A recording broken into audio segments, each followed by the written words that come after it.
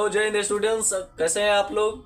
आशा करता हूँ आप लोग अच्छे होंगे। बोर्ड का एग्जाम बहुत ही करीब आ चुका है। आप सभी को पता है बोर्ड का एग्जाम 2024 में उसका डेट भी रिलीज हो गया है। 15 तारीख से आपका एग्जाम होने वाला है। 14 की सरस्वती पूजा आप लोग अच्छे से सेलिब्रेट कीजिएगा और 15 से अच्छे ढंग से पेपर दीजिएगा। चलिए आज के इस क्लास में हम लोग बात करते हैं गणित संस्कृत के सब्जेक्ट में कैसे 100 में 100 लाए। बहुत ही आसान होता है, बस 5 या 10 मिनट का जो वीडियो है इसको अच्छे ढंग से देख लीजिएगा। आप आराम से अपने प्रिपरेशन को बहुत बेस्ट बना सकते हैं। अंत तक जरूर देखिएगा।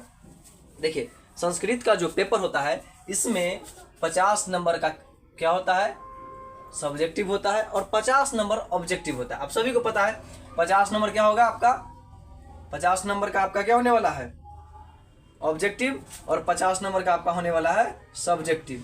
ठीक है, आप सभी लोग जानते हैं। और 50 नंबर की जो ऑब्जेक्टिव होता है इसी में आपको क्या दिया जाता है, 100 ऑब्जेक्टिव दिया जाता है, जिसमें कि बनाना क्या होता है, 100 ऑब्जेक्टिव में से सिर्फ और सिर्फ 50 ऑब्जेक्टिव बनाना पड़ता है। ठीक है, तो आपको बनाना है कितना, 50 बनाना है, 100 ऑब्जेक्टिव दिया जाएगा, जिससे 40 से 50 आपका जो ऑब्जेक्टिव दिखेगा वो बुक से दिखेगा। किससे दिखेगा, तो बुक से आपको 40 से 50 ऑब्जेक्टिव वहां पर देखने को मिलेगा और व्याकरण से आपको 50 से 60 ऑब्जेक्टिव दिखेगा। याद रखिए बुक में जो है कुल मिलाकर के 14 चैप्टर है और इस अगर आप 14 चैप्टर को अगर अच्छे ढंग से पढ़ते हैं तो आपको मैं आशा दिलाता हूं जब आराम से 35 से 40 क्वेश्चन करके आइएगा। 40 पूछा जाता है, 40 में 40 भी कर लीजिएगा, लेकिन एक दो क्वेश्चन ऐसा होता है थोड़ा सा उठपटांगे आपको नहीं समझ में, तो 35 क्वेश्चन 30-35 क्वेश्चन की मेरी गारंटी रहता है आप आराम से लगा लीजिएगा। अगर 14 चैप्टर अगर आप पढ़ के जाते हैं तो 14 चैप्टर का मेरे वीडियो में प्लेलिस्ट में बना हुआ है, जाइए मेरे चैनल पर और प्लेलिस्ट में जाकर के देख लीजिए। आपको पूरा इस 40 में आराम से 30-35 कर लीजिएगा। ठीक है, ओनली फ्रॉम बुक की बात कर रहे हैं। ठीक है, उसके बाद 50 से जो 60 व्याकरण से आता है, अगर आप इसको पढ़ लेते हैं तो आपका तो बहुत सारा ऑब्जेक्टिव आपको आ जाएगा। बनाना तो सिर्फ 50 ही दिया जाता है, 100 बहुत ही नॉर्मल सा बात है। तो ऑब्जेक्टिव का आपको टेंशन नहीं लेना है। आपको एग्जाम से पहले अगर आप हमारे टेलीग्राम चैनल से नहीं जुड़े हैं तो BCI study Monu sir search कीजिएगा, class 10 BCI study Monu sir आएगा आपको वहाँ पर, और वहाँ से आप हमारे टेलीग्राम चैनल से जुड़ जाइएगा और आपको 8:30 पर आपको जो क्वेश्चन आंसर जो होता है या जो ऑब्जेक्टिव होता है वो आपके फोन में पहुंच जाएगा। ठीक है, समय से, इसलिए जरूर जुड़ जाइएगा। और एग्जाम हॉल में तो 9 बजे तक प्रवेश तक मतलब समय दिया गया है ना, आधा घंटा में आप एक बार देख करके चलेगा ऑब्जेक्टिव का तो टेंशन ही खत्म हो जाएगा आपका। ठीक है, तो ऑब्जेक्टिव के लिए टेंशन नहीं लेना है आपको। और बस 14 चैप्टर जो बोले इसको देख लीजिए, आप आराम से 30-35 कर लीजिएगा। उसका अगर व्याकरण पढ़ लेते हैं तो 50 से 60 नंबर तो आपका व्याकरण है। तो इसमें कम से कम आप ऐसा कितनों बुर्बक होंगे, 10-15 को तो जरूर सीख जाएंगे। 60 नंबर अगर पढ़ते हैं तो आराम से 50 को ठोक दीजिएगा 100 में से, कोई दिक्कत नहीं है। ऑब्जेक्टिव का 50 में 50 ले आए।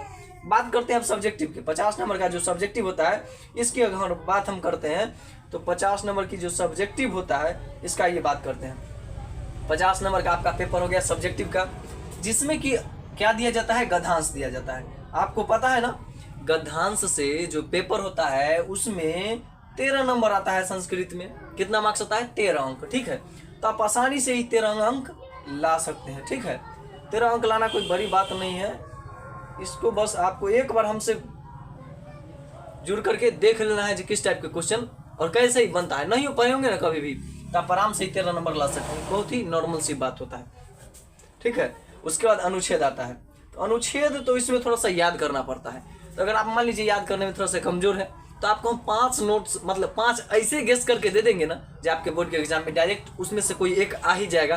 तो 5 को चिट पुर्जा के रूप में ले जाए या 5 को याद कर ले, आपका 7 नंबर में आता है। ठीक है, ये जो है कुल मिलाकर कितना मार्क्स में आने वाला है, 7 मार्क्स में आने वाला है। और उसके बाद बात करते हैं तो 13-7 तो आपका 20 क्लियर हो गया। 20 मार्क्स बहुत ही ईजी होता है। कुछ नहीं जानते हुए ना तो ये 20 मार्क्स ले लिया। कुछ नहीं जानते फिर भी बस जुड़े रहिएगा अंत तक और जरूर देखिए। उसके बाद पत्र लेखन से आपके एग्जाम में 8 मार्क्स का सवाल पूछा जाता है। कितना मार्क्स, ये पत्र लेखन से आपका 8 मार्क्स आने वाला है। ठीक है, और क्वेश्चन आंसर से वहां पर आने वाला है 16 नंबर। क्वेश्चन आंसर का मेरे पास नोट्स है। मेरा फोन नंबर है 780-864-3216। इस पर आप ही मैसेज करके बोलिए मुझे नोट्स चाहिए संस्कृत का। 14 पेज का है, उसको पढ़ लीजिएगा, खाली ओनली पर पढ़ना है। या यहाँ पर जो बुक आपको जो बोले थे इस बुक के 14 चैप्टर को पढ़ लीजिएगा तो 16 नंबर इशू ले आइएगा।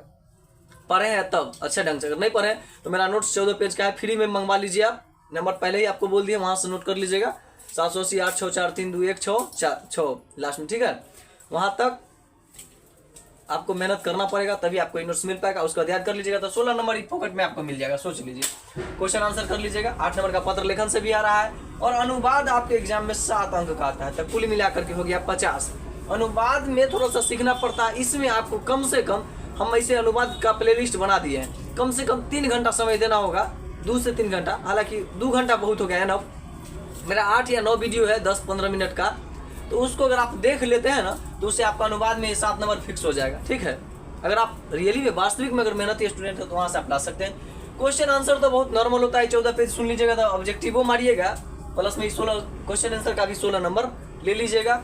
इधर से 20 नंबर दिलाने की मेरी गारंटी, तो क्वेश्चन आंसर और 20 नंबर, तो 36 मार्क्स हो गया आपका। और इधर से आप बुक से जो पढ़ते हैं वो तो बहुत ईजी ही है। प्लस में पत्र लेखन तो 8 नंबर आराम से एक बार सिखाएंगे, समझ में आया तो ठीक, नहीं तो 2 को आराम से गेस करके दे देंगे, उसको ले जाए, उसी के आधार पर किस ढंग से बैठा करके अच्छा मार्क्स लाया जाता है, इस ऐसा कॉन्सेप्ट भी आपको सिखाएंगे। ठीक है, आई होप आप लोग को ये समझ में आया होगा। मिलते हैं नेक्स्ट क्लास में, और इसमें जो जो बताए हैं उसका प्रिपरेशन एक एक टॉपिक लेकर के आएंगे। कभी गद्यांश लेकर के आए, कभी अनुच्छेद लेकर के आएंगे, कभी पत्र लेखन लेकर के आएंगे, कभी अनुवाद लेकर के आएंगे, और कभी ऑब्जेक्टिव का सेशन लेकर के आएंगे, ताकि आपका जो पेपर हो वो बहुत बेस्ट जा सके और आपका एग्ज़ाम में रिजल्ट अच्छा आ सके। और जो आपको बता दें, जब एग्ज़ाम आपका जैसे ही फर्स्ट शिफ्ट सेकेंड शिफ्ट का क्लियर होता है, हम जल्दी हमारे पास भी क्वेश्चन तो बहुत देर पहले ही आ जाता है, उसका हम तुरंत उसका आंसर की अपलोड करेंगे, और आप लोग जल्दी से जरूर जुड़ के देखिएगा। मिलते हैं नेक्स्ट वीडियो में। जय हिंद।